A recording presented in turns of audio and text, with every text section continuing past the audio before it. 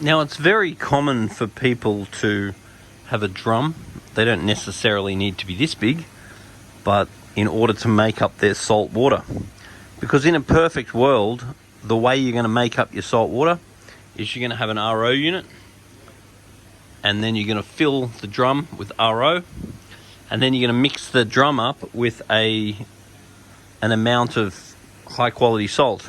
So what we do here is we just fill up the drum to the 700 litre mark.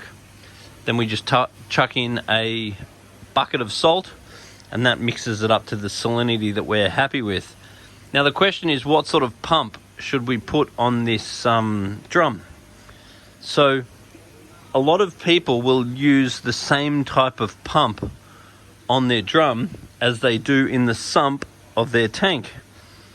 And they do that because if they were to have a problem with their pump on the sump of their tank, they can just go and grab the pump that's in their water change drum, which is obviously a very low priority compared to running the tank, and then they can throw that on the aquarium.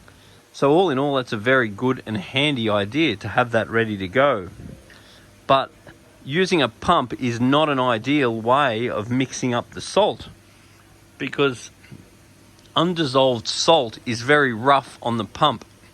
So in a perfect world, what you do is just have an air pump with an air line, and you use air to actually dissolve the salt, because the undissolved salt is not going to damage the airline like it's going to damage the pump itself.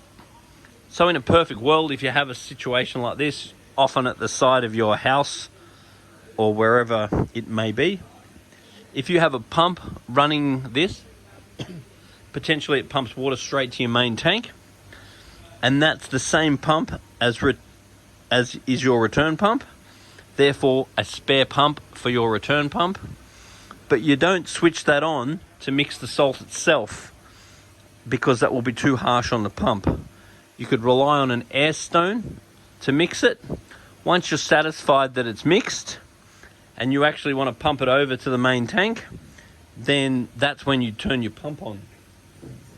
Anyway, if you do this any differently, then put a little note on the bottom of this video. Also be aware that when you take your salinity meter reading, you really want to make sure that your salt level is correct, and therefore your temperature is correct, to ensure you get a correct salt level, because most of your hydrometers and refractometers are designed to work at 25 degrees. So it really is best that your water change water is at 25 degrees. So having a heater in here is also a very good idea.